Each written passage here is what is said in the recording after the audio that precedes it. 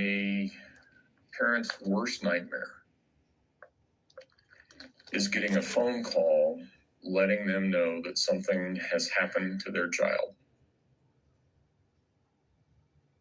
How much worse must that nightmare be when law enforcement asks not for a picture of your loved one, but rather DNA and dental records? I've also heard it said that one of the worst tragedies a parent can experience is to outlive a child. I have known people, both professionally and personally, who have gone through that. It never leaves them, but the sharpness of the pain does diminish to some extent over time. I cannot fathom the pain Mr. Stauch and Ms. Bullard have experienced as a result of the defendant's actions. A sentence in a criminal case such as this will not change the fact that their son's life was taken from them, and no sentence I impose and nothing I say will ever change that fact. Ms. Stauch, you betrayed the person you loved enough to marry. You told your husband lies and took away someone he loved. You took away every day that Mr. Stauch or Ms. Bullard could have had with their son. When you take a life, regardless of how you do that, you forever alter the future.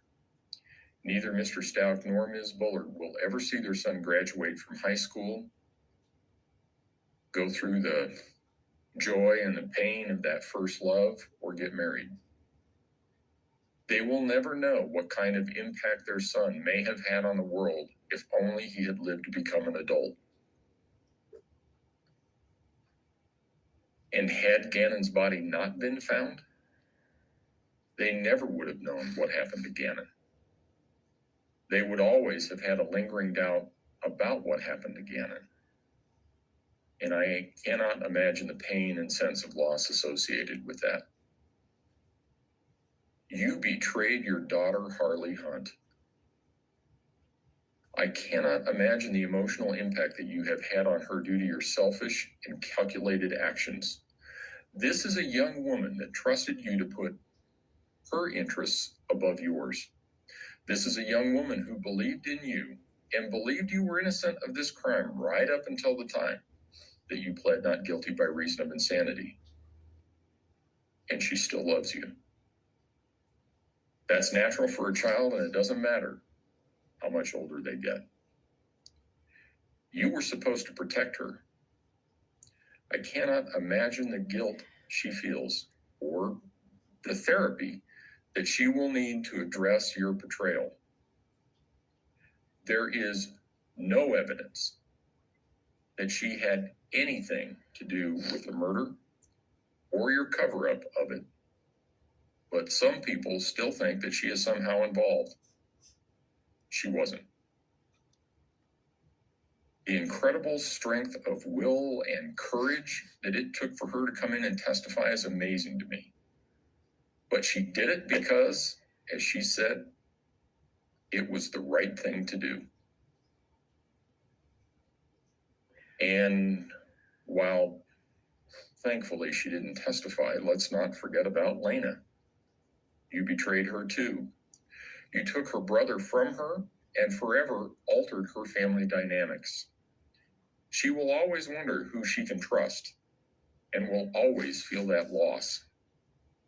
She was there the day you killed Gannon. His body was still in the house when she got back from school. At some point, you even claimed this 8-year-old girl helped you move her brother's body from the basement to the back of your car. That's just simply not true. As she gets older, Lena is going to want to know more, and she's going to want to know if there was something that she could have done to prevent this. I hope she comes to realize that she has no fault in all of this. You betrayed your stepson and you took his life.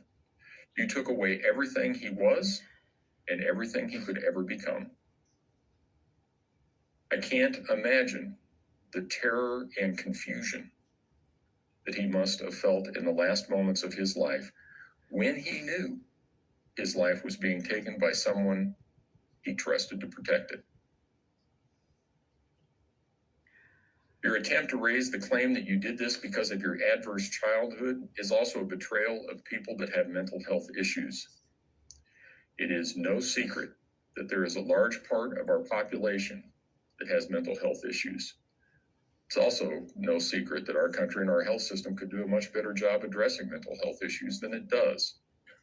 However, the number of people with mental health issues who become violent is small, and the number who become murderers is smaller still. Your claim that a mental health issue caused the murder in this case is a disservice to all those who struggle with mental health issues every day. This isn't the first case I have presided over in which sanity or a mental condition of the defendant has been raised as a defense. I have had cases where the defendant's mental condition caused the defendant to act out in a certain fashion. But even in those cases, I have never seen conduct like this.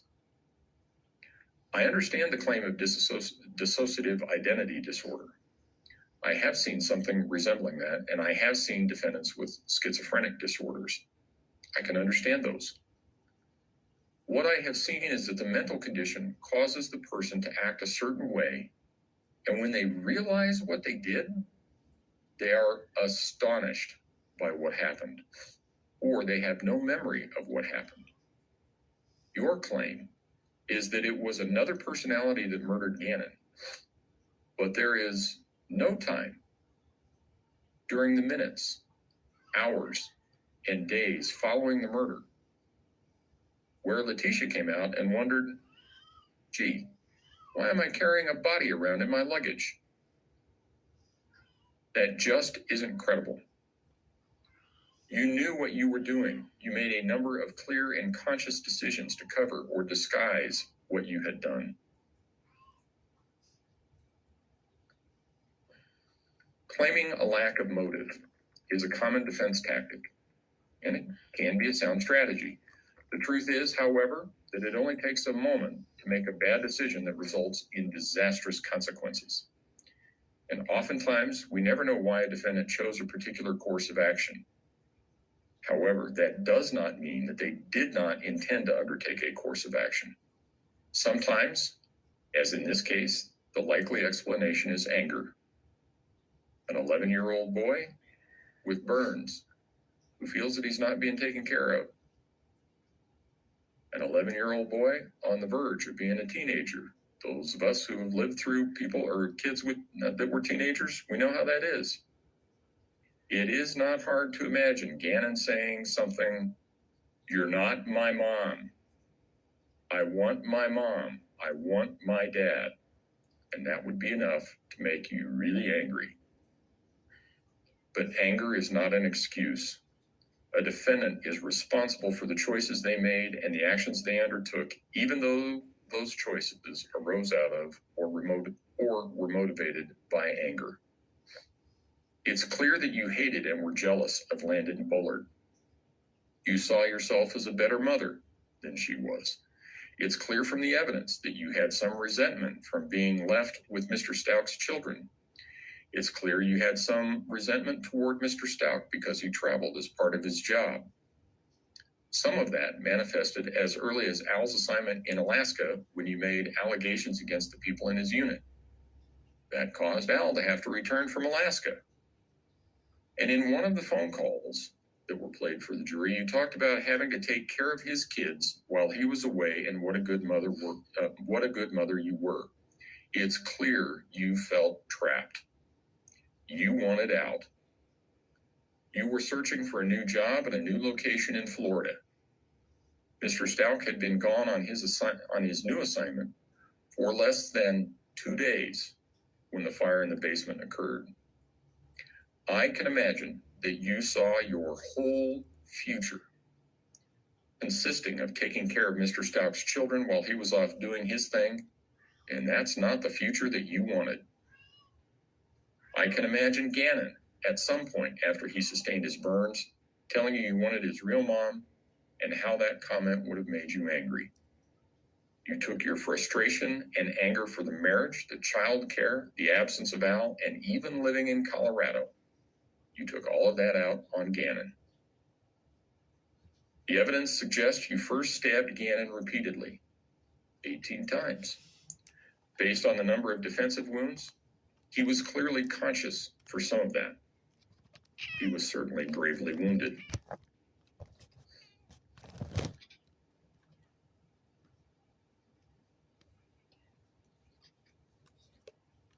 And chillingly, it would also explain how you were able to mimic the sound of Gannon breathing in one of your sessions with Dr. Lewis. Those were probably close to his last breaths. He was dying but not dead. The evidence could also lead one to conclude that he either fell or rolled off the bed where you shot him in the head and then beat him with the butt of a gun or a baseball bat. That would explain the blood found at different levels on the walls in Gannon's bedroom.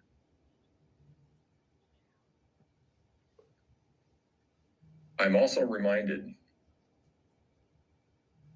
of the look you had on your face when you slipped your handcuffs while being transported back to Colorado and attacked Deputy James.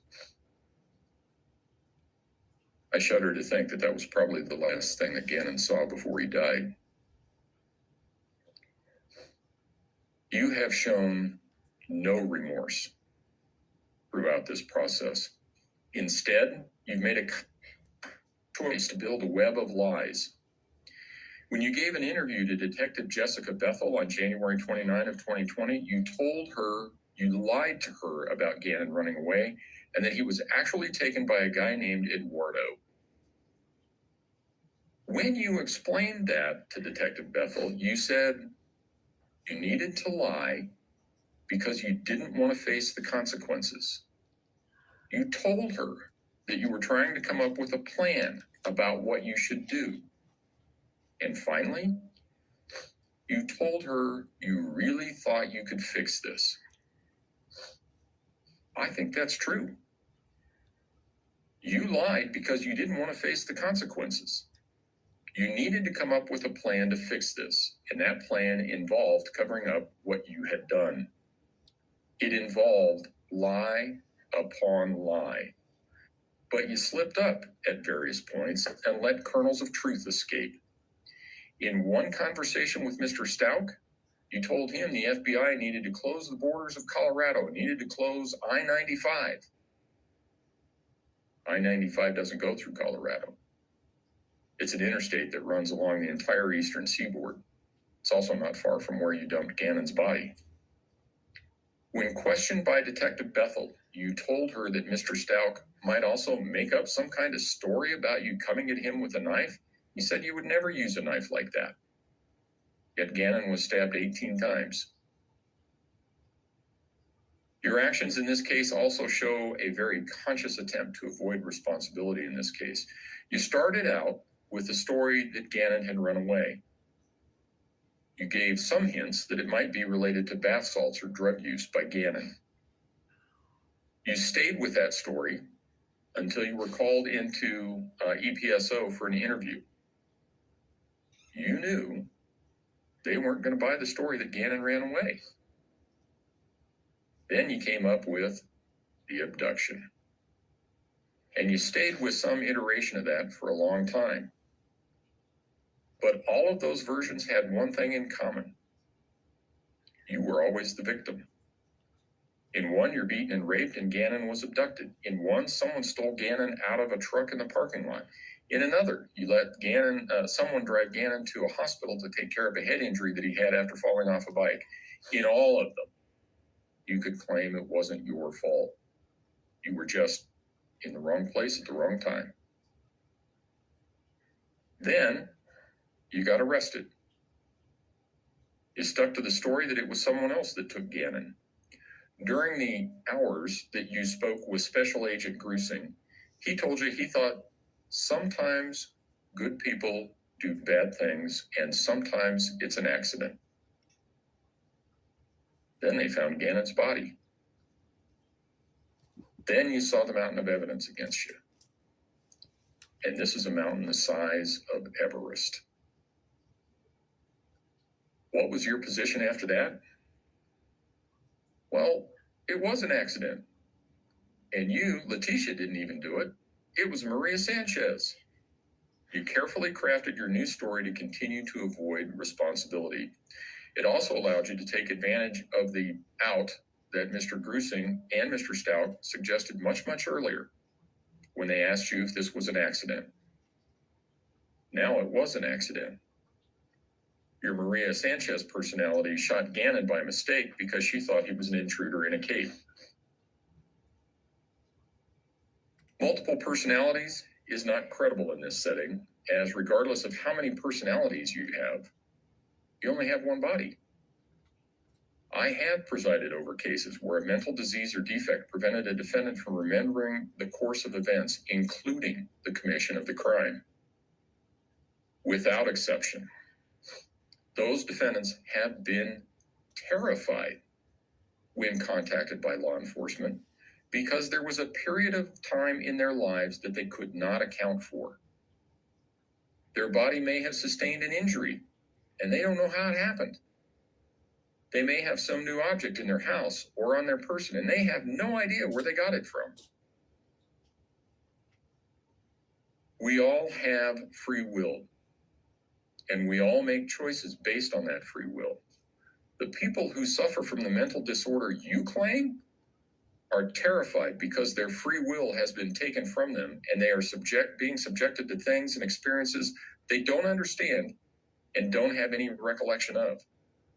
You didn't behave anything like that. One of the purposes is to impose an appropriate sentence for the criminal conduct that occurred. Another purpose is to punish an offender by imposing a sentence that takes into account the seriousness of the offense. Yet another purpose of sentencing is to prevent crime and promote respect for the law by providing an effective deterrent to others likely to commit a similar offense. Anyone who's been in my courtroom before knows that I've said sentencings are the most difficult thing that I do. That's especially true in cases where someone has lost his or her life. Nothing I or the law can do will ever bring that person back. I have handled hundreds, if not thousands, of criminal cases over the years. I think at this point in my career, I've presided over something like 200 jury trials. I've sentenced hundreds more defendants pursuant to plea agreements. This is not the first murder case that has come before me. This is not the first case I have presided over which involves harm to a child. This is not the first case I have had where a person who was in an unhappy marriage committed a crime. Sadly, statistically, there is a high correlation between violent acts, including murders, and family members. I have had a number of cases which have demonstrated one person's capacity for cruelty toward another human being. I can, however, say without hesitation that the facts in this case are the most horrific I have ever seen. Your conduct in this case deserves the maximum punishment that I can impose under Colorado law. As such, with respect to the charge of first-degree murder after deliberation, I remand you to the custody of the Colorado Department of Corrections for the remainder of your life with no possibility of parole. With respect to the charge of murder in the first degree of a child under 12 by a person in a position of trust, I remand you to the custody of the Colorado Department of Corrections for the remainder of your life with no possibility of parole.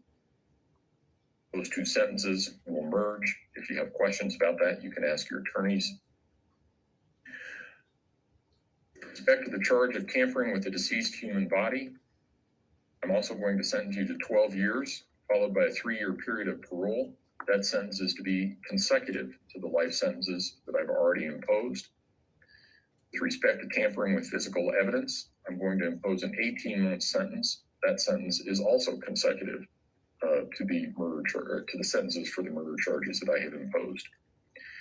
I also understand, with the consent of the prosecution, and I'm assuming no objection from the defense, that I will dismiss all the charges in 20 CR 3170, close that out, subject to restitution, give the people 49 days for restitution, 14 days for a response, and if there's an issue, we will set it within the 90 days, within 90 days from. I think that resolves all outstanding matters. Is there anything else that the prosecution wishes for me to address? No, Your Honor, thank you. Defense? Yes. Court will be in recess.